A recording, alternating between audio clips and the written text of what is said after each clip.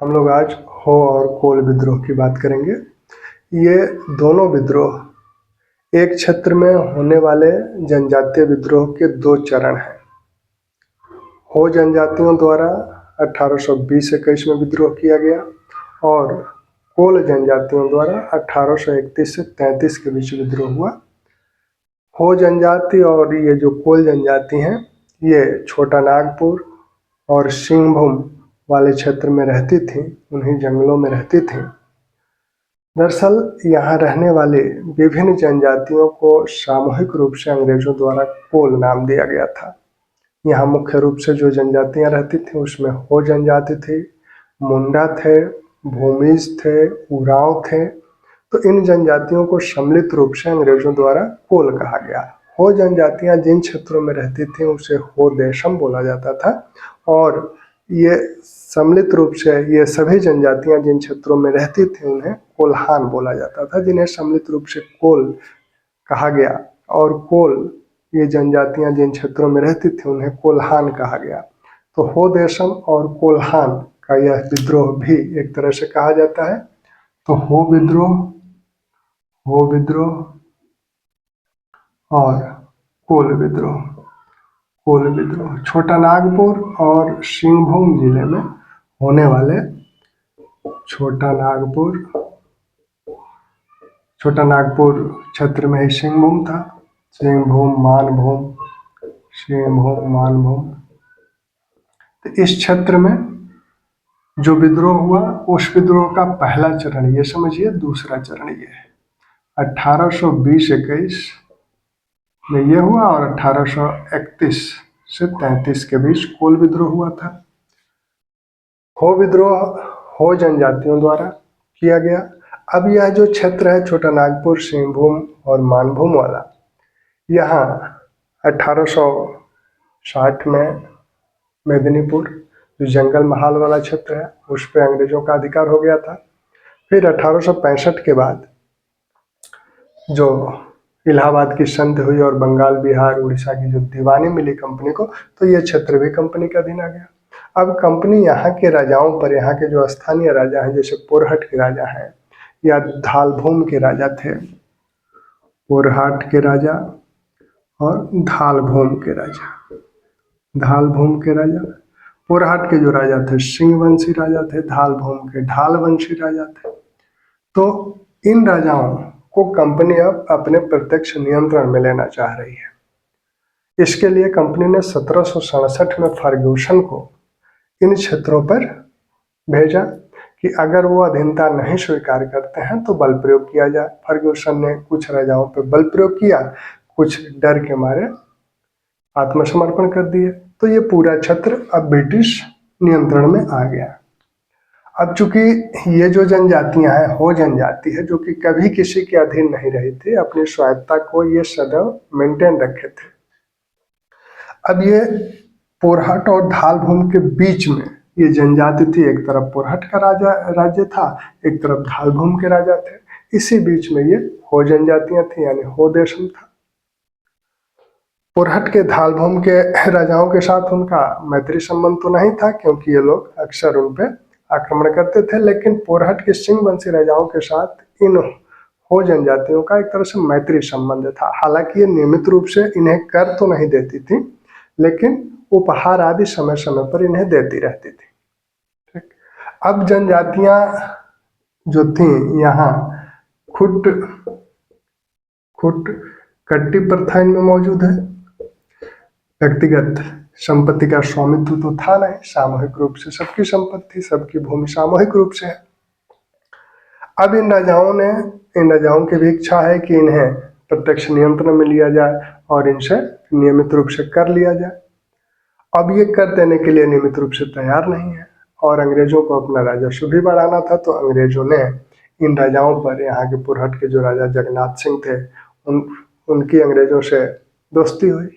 तो अंग्रेजों ने उन पर दबाव भी डाला कि ऐसा है कि इन क्षेत्रों को प्रत्यक्ष नियंत्रण में लो, जिससे कि यहाँ से नियमित रूप से राजस्व की प्राप्ति हो।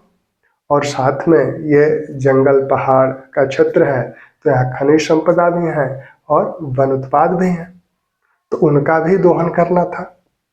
तो जगन्नाथ सिंह पर दबाव डाला गया। जगन्नाथ सिंह ने कहा कि हमारे बस का नहीं है, आप एक सेना हमें दीजिए।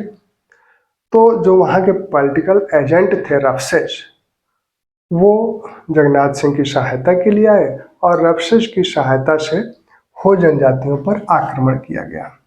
तो जगन्नाथ सिंह ने रफसेज से सहायता मांगी, रफसेज से सहायता मांगी और रफसेज ने 1820 में इन पर आक्रमण किया। रोरो घाटी में इन हो जनजातियों से संघर्ष हुआ, जिसमें हो जनजातियां पराजित हुई और इसमें जो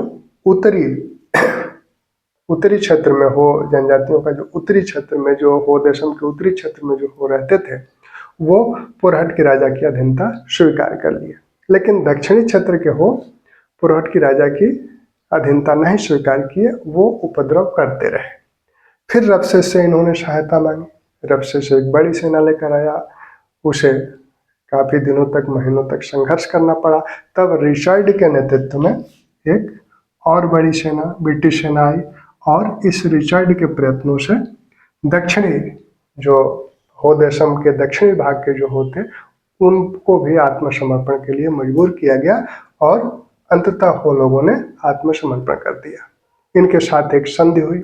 संधि में इन्होंने अधीनता स्वीकार की और साथ में ये कहा गया कि आप नियमित रूप से वार्षिक कर देंगे, एक हल के बदले में 8 आना यानी 50 पैसा कर देंगे।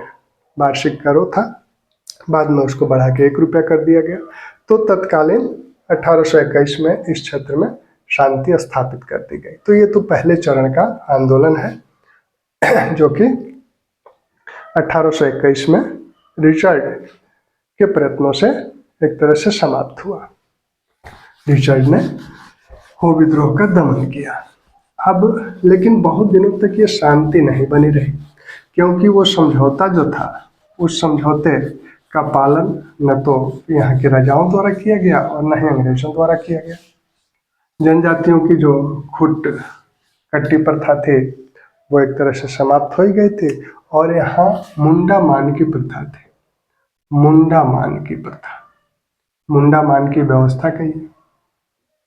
मुंडा मान की व्यवस्था ये थी कि गांव, जो जनजातीय गांव थे, इस गांव का एक प्रमुख होता था परंपरागत रूप से, जिसे मुंडा बोला जाता था। और 8 से 15 गांव का जो समूह था, इसका जो प्रमुख होता था उसे मानकी बोला जाता था। तो गांव की जितनी भी समस्याएं थी, जितने भी विवाद थे, उन सब का हल इस मुंडा द्वारा, जो मुखिया एक तरह से था, उसके द्वारा कर दिया जाता था।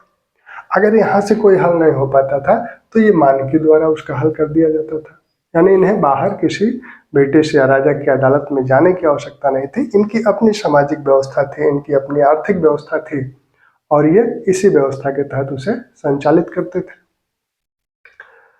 अंग्रेजों ने क्या किया कि इस व्यवस्था को एक तरह से समाप्त किया। इनकी खुटकट्टी प्रथा, जो सामूहिक स्वामित्व की व्यवस्था थी, उसको भी समाप्त किया। इनके क्षेत्रों पर अधिकार किया गया, इनसे तरह तरह के कर लिए गए।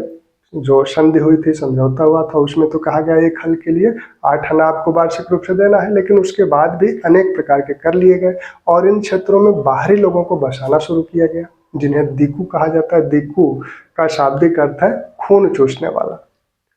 तो दिक्कू लोग जो कि बाहरी थे, वो राज्य कर्मचारी भी थे, साहूकार थे, व्यापारी थे, इन लोगों को भी यहाँ बसाया गया। और सिंह राजाओं और नागवंशी राजाओं को घोड़े की सप्लाई सिखों और मुस्लिमों व्यापारियों द्वारा की जाती थी, तो उनको भी, उनसे प्रसन्न होकर इन लोगों ने उनको भी यहाँ बसाया और इन्हीं कोल जनजातियों की भूमि को उन्हें दे दिया।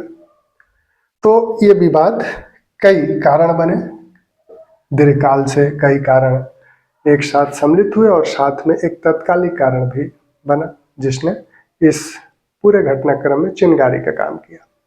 हड़िया, जो कि चावल से बनाई गई शराब होती थी, तो उस पर पतचूई टैक्स ब्रिटिश सरकार ने लगाया। अब वो शराब सिर्फ उनके सेवन के लिए नहीं होती थी, बल्कि उसका एक धार्मिक महत्व भी था। वो अपने देवताओं को भी उसे चढ़ाते थे। सिंहभूंगा, जिसके नाम पे संभवतः सिंहभूंग नाम पड़ा, तो वो अपने देवताओं को शराब अर्पित करते थे, तो उनकी धार्मिक भावना भी उससे जुड़ी हुई थी। इसका बहुत विरोध हुआ। हालांकि ब्रिटिश सरकार ने 1826 में उसे समाप्त कर दिया उस कर को, लेकिन समाप्त करने के पहले इतना आक्रोश जनजातियों में आ चुका था कि समाप्त करने का बहुत प्रभाव उसका नहीं पड़ा। भूमि संबंधी जो असंतोष था, उनकी भूमि विभिन्न बाहरी लोगों को, जमींदारों को दी जा रही थी, तो वो जो अपनी झूम खेती आदि करते थे उसमें हस्तक्षेप हुआ। उनसे जबरदस्ती इस क्षेत्र में अफीम की खेती कराई गई, जो कि ब्रिटिश लोगों के बड़ी लाभदायक कृषि थी, लेकिन इनके लिए बहुत ही हानिकारक थे। वो भूमि का उपजाऊपन समाप्त हो जाता था और ठेकेदारों, साहूकारों द्वारा ऊंचे दर पे इन्हें कर्ज दिया गया, क्योंकि टैक्स का भार बढ़ा, तो टैक्स का भार बढ़ा तो इन्हें कर्ज लेना पड़ा और साहूकारों द्वारा ऊंचे ब्याज पे इन्हें कर दिया गया, और इतने ऊंचे ब्याज पे दिया गया कि उसका भुगतान कर नहीं सकते थे, तो इन्हें एक तरह से बंधुआ मजदूर बनाने का काम किया गया। न्यायालय में इन्हें न्याय मिलता नहीं था। तो ये सारी समस्याएं एकत्रित हो रही थी। तत्कालिक कारण यह हुआ कि सोनपुर परगना के 12 गांव का जो मानकी थे सिंगराय, सोनपुर परगना के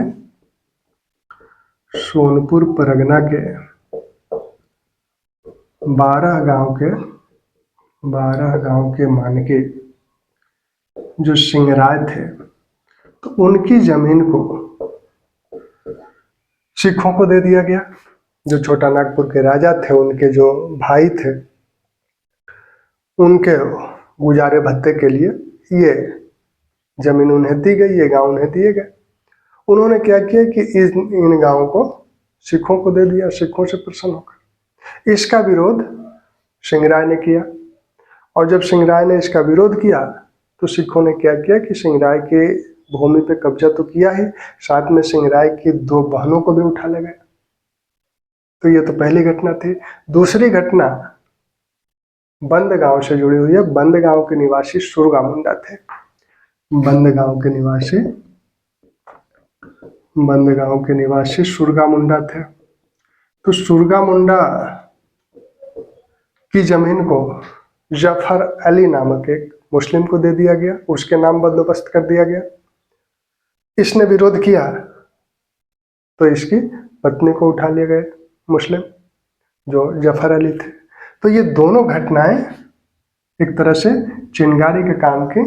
इन दोनों घटनाओं के पश्चात सिंगराय, सुरगा मांडी ने बंद गांव के मानकी बिंद राय, जो कि इनके सिंगराय के भाई भी थे, बिंद राय, ये इन सभी लोगों ने तमाड़ के लंका गांव में एक मीटिंग की आसपास के आदिवासी मुंडाओं और मानकियों की, और उस दिसंबर 1831 में ये सभा हुई, और इसमें यह तय किया गया कि बाहरी लोगों पर आक्रमण किया जाए और बाहरी लोगों से इस क्षेत्र को मुक्त कराया जाए। यहीं से ये विद्रोह, कोल विद्रोह प्रारंभ हो जाता है। कोल विद्रोह के प्रमुख नेतृत्वकर्ता जो है सिंगराय हैं, सुरगा मुंडा है, बिंद राय और बुद्धो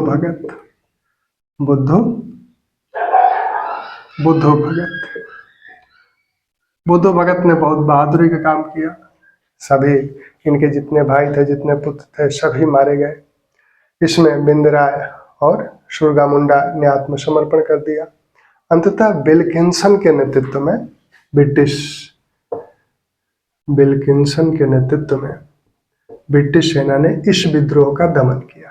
1833 तक ये विद्रोह चला, और कैप्टन विल्किंसन के नेतृत्व में इस विद्रोह का दमन किया गया। 1833 में बंगाल विनियम 13 के तहत नॉर्थ ईस्ट फ्रंटियर इस क्षेत्र को घोषित किया गया। मानभूम का जिला बनाया गया, जो कि आपका जंगल महाल वाला जो जिला था उसे समाप्त कर दिया गया, मानभूम का जिला बनाया गया। इसे नॉन रेगुलेशन क्षेत्र घोषित किया गया। बाद में विल्किंसन ने 1837 में कुछ विनियम यहाँ के लिए जारी किया। उसमें उन्होंने मुंडा मान की प्रथा को लागू कर दिया। एक तरह से मुंडा मान की जो उनकी पुरानी परंपरागत प्रथा थी उसे लागू किया गया।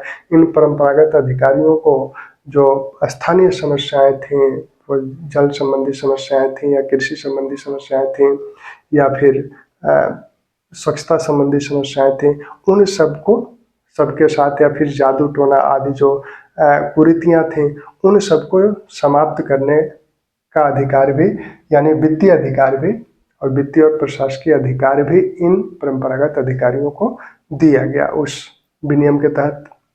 तो इस तरह से इस क्षेत्र में शांति स्थापित की, इसीलिए विल्किंसन ने ये सारा जो कार्य किया, इसलिए इन्हें किशुन साहब की संज्ञा भी दी जाती है। किशुन साहब की संज्ञा भी इन्हें दी गई थी। तो इस प्रकार 1833-34 तक कोल विद्रोह का दमन हुआ और ये दोनों विद्रोह बड़े ही महत्वपूर्ण हैं, छोटा नागपुर और सिंहभूम क्षेत्र के। और इनमें जो प्रमुख नेतृत्व करता है संगराय, बिंदराय, सुरगामुंडा, बुद्धू भगत